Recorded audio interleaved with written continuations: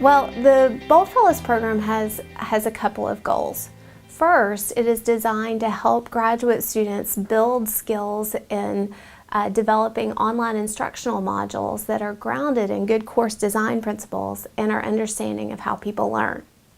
Second, it's designed to help graduate students learn how to investigate the impact of their modules on student learning.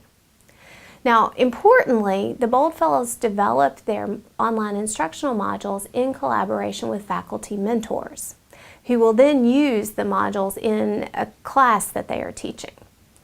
So we think the program has multiple strengths. First, it helps graduate students develop skills that they will need in future faculty positions. Second, it partners graduate students and faculty mentors in this collaboration focused on student learning. And third, it gives students in the classes where the online modules are used new learning experiences that are thoughtfully and rigorously assessed. We do research on a regular basis where we set forth a hypothesis and then we try to do experimentation to learn more about that hypothesis, prove it valid or invalidate it. I think teaching becomes invaluable when you apply those same principles to the learning, the art, skill, and pedagogy of teaching. And so for a graduate student, they are exposed to how research is done as part of their PhD program, and they can apply those same skills to teaching. They look at teaching in a whole different way. And I think what the big thing is that they test something out, implement it and assess it and see the effect of that change. They really learn how little things can affect their teaching, and then that exponentially expands itself to learning more about their own style of teaching. And to me, that is what's critical. Well, the program takes place over the span of an academic year, and it includes both regular meetings as well as individualized support from the Center for Teaching staff. During the first semester, we meet weekly to help with the design and development of the modules, which typically correspond to a lesson that is roughly equivalent to 1 or 2 class sessions. Now, during the design and development phase, each fellow also meets regularly with his or her faculty mentor to ensure that they're on the same page. Then after the module is implemented, we work with the fellows to help them assess the impact of the module on student learning, and also to help them develop either a talk, a poster, or perhaps a manuscript to help them go public with the work. I learned how to design a course, and specifically for an online setting, using things like OAK at Vanderbilt and all of the tools that become available on the instructor side of things. I got a lot of organizational support for the module that I was creating, as well as the BOLD program allowed me to move step by step through the process. And I also got a lot of technical support from the Center for Teaching in order to create the module, and it gave me the tools and resources that I needed to get from the idea to the finished product. I guess some of the most valuable things I took from the BOLD program is just the design of assessments, for example. Figuring out what questions to ask, how to ask them, and how to get the students engaged. I created an online module for the Introduction to Genetics course for the undergraduate students. The module consisted of 4 video segments that were short. They were posted online. So as part of the module, since students watched videos ahead of class, they were exposed to the terms and concepts that they were going to encounter. And so having that prior knowledge and a prior foundation allowed the students to have more of a grasp of the terms and the concepts before they came into class.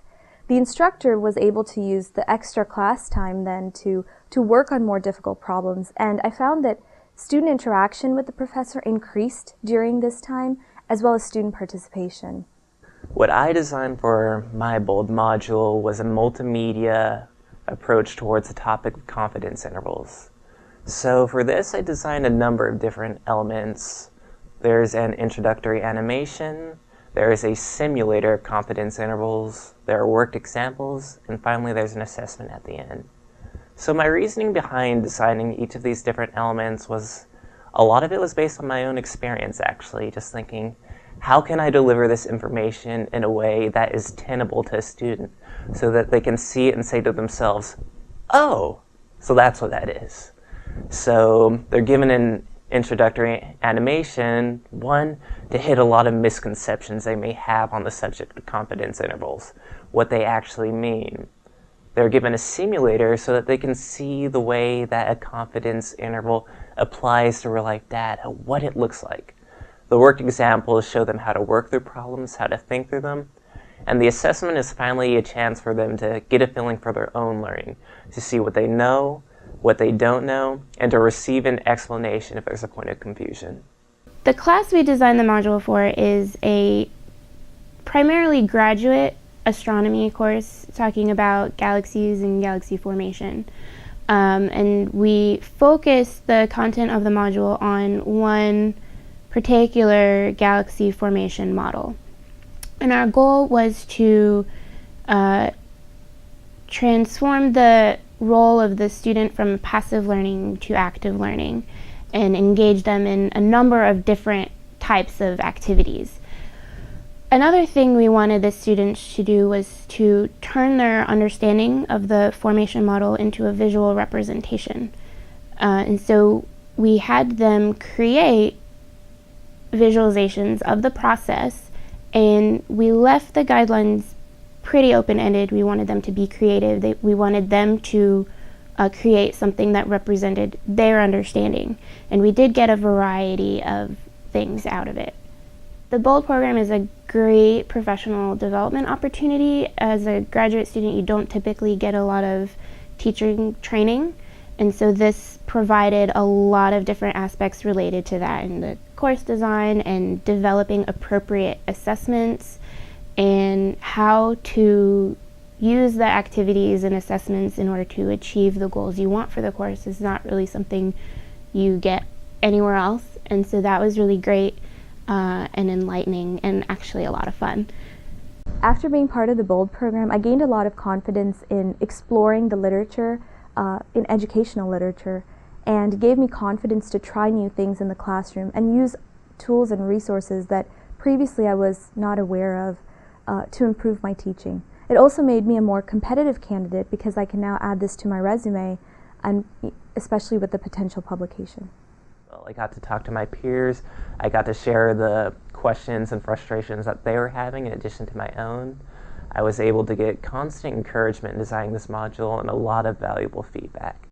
The best benefit for Lauren was actually designing a piece of pedagogical material right from the ground up, using proper techniques and the kind of techniques that we're not really taught as professors. So she could take ownership of something that that was a real standalone piece of material.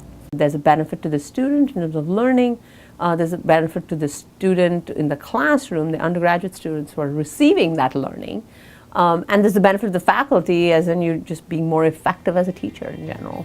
So I think there is no doubt in my mind that everybody benefits from this process.